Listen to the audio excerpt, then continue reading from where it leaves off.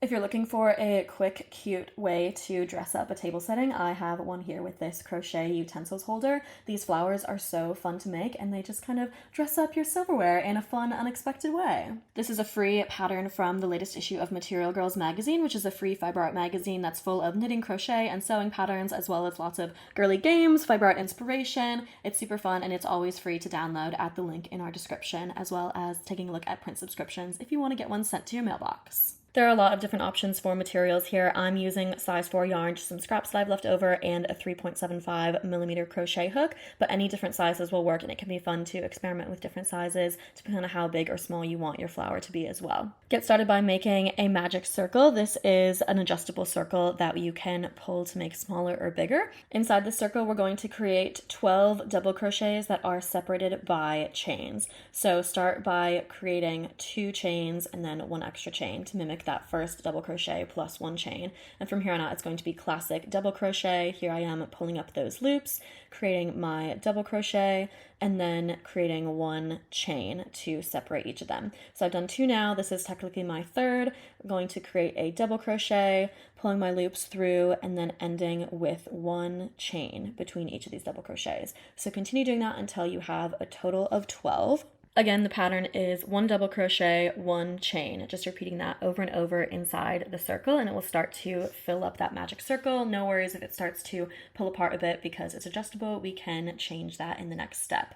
So once you have all of your 12 double crochets like this, you can count them and make sure they're all there. You can pull the inside of that magic circle to bring it all together into a really nice piece. We're going to continue by working on the petals. Connecting back to the beginning of the circle, we're going to chain 10. So here's 1, chain 2, 3, 4, 5, 6, 7, 8, 9, 10.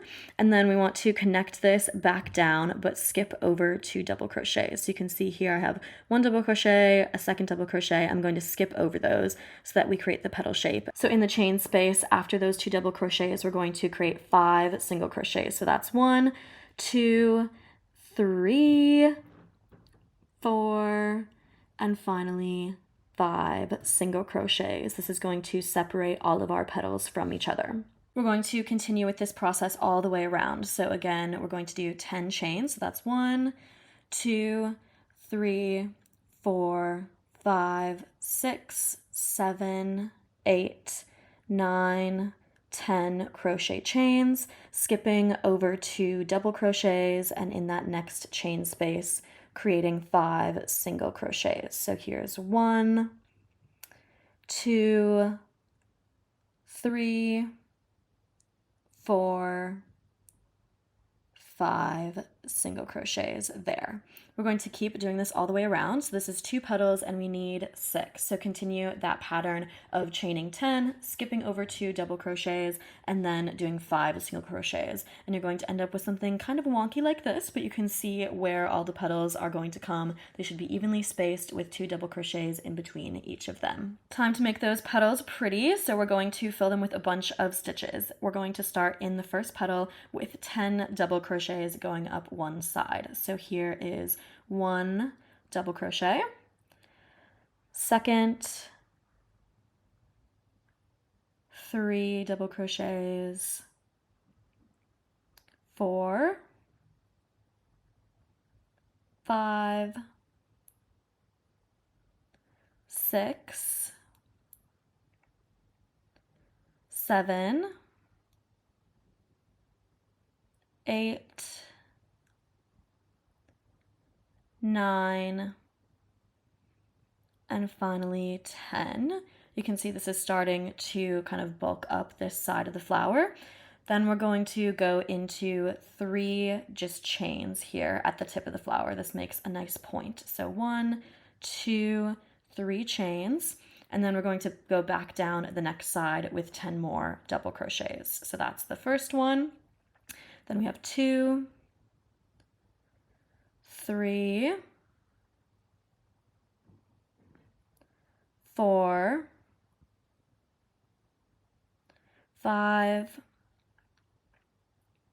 6, 7, 8, 9, and then 10. And that creates the first flower petal. So that's what we're going to do in each of the petals to bulk them up and splay them out. We're going to create one slip stitch in between each petal. So here we have those 5 single crochets. Into the third one, you're going to make 1 slip stitch. So that's just right in the middle, and that's going to keep some space between the petals, but make sure that they are connected. So here I'm just pulling up a loop and then pulling it directly through the one on my hook to create a slip stitch before heading into the next petal. So same thing again. 10 double crochets up one side of the petal, then 3 chains just to make a nice little tip, and 10 double crochets on the way back down, followed by a slip stitch. We're going to do this into all 6 petals until you get to the end and you have something like this. It will definitely be a bit wonky just because it's so many stitches, but nothing a little blocking can't fix. So take your hands and figure out exactly how you want things to lay flat, wet your piece down, and pin it into place. However you pin your piece is how it will dry. So I blocked mine and it came out looking like this, a gorgeous flower. It's nice and flat, all the stitches are even, all the petals are in evenly spaced.